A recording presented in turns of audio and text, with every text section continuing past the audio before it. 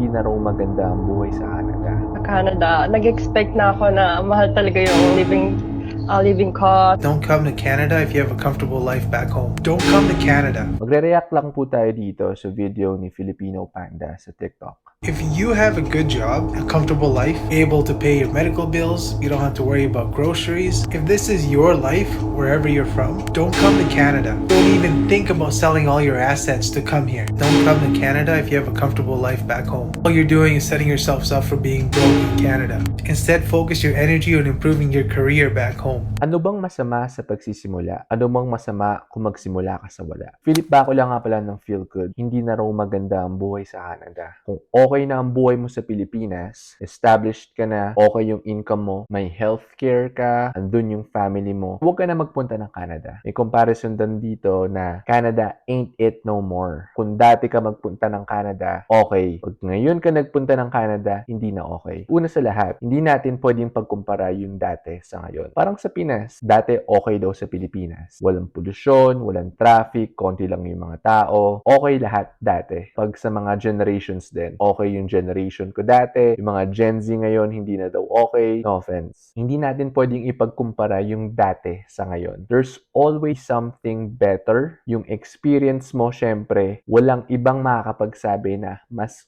okay yung experience mo kaysa sa experience niya dati. It's a way of life. It's a process. Ngayon, in terms of grabbing that opportunity na merong uncertainty, walang makakapag-guarantee na magiging okay ka in the long run. Sabihin natin maging consistent ka, maging okay ka. Baka sa isang iglap, mawala ka. Ngayon, it's more on what you want and what really matters to you. Pagka gusto mo ang isang bagay, gagawin mo ang lahat kahit na magsimula ka sa wala or magsimula ka ulit sa simula. Hindi lahat naman tayo nagsimula sa wala. Nagsimula tayo sa simula. Hindi ba parang masayang isipin na magsimula ka ulit sa wala or magsimula ka ulit sa simula? Na itaguyod mo yung buhay mo dahil yun yung pinili mo. Ang sinasabi niya kasi dito is, if you're living a comfortable life back home in the Philippines, bakit mo pa i-risk yung life mo sa isang buhay na walang kasiguraduhan? That's the whole point of living. Sino ba tayo para sabihin na huwag mo tong gawin dahil okay ka na? There's always a yearning for something more. Ang mga tao natural na hindi nakukontento. Lagi tayong may gustong gawin. Sabihin natin na okay ka na, masaya ka na, kontento ka na. At the back of your mind, there's something more that you wanna do. There's always something more. And there's no harm in reaching those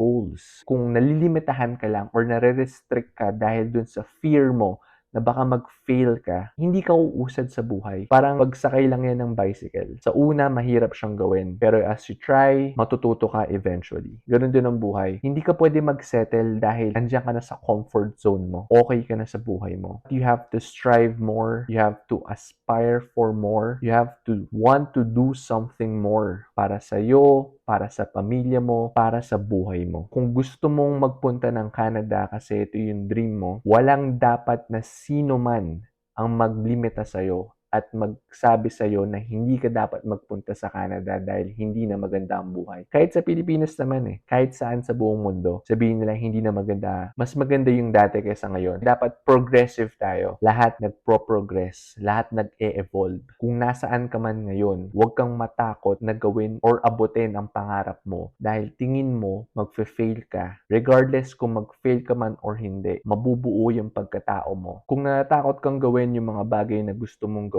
dahil natatakot ka na baka hindi ka umasenso, walang mangyayari sa buhay mo. The more that you challenge yourself, the more that you struggle, the more that you get better. Sa una, mahirap. May mga araw na hindi ka magsasucceed, pero that doesn't mean na hindi ka magiging okay eventually. You live life and just live with those uncertainties. Peace.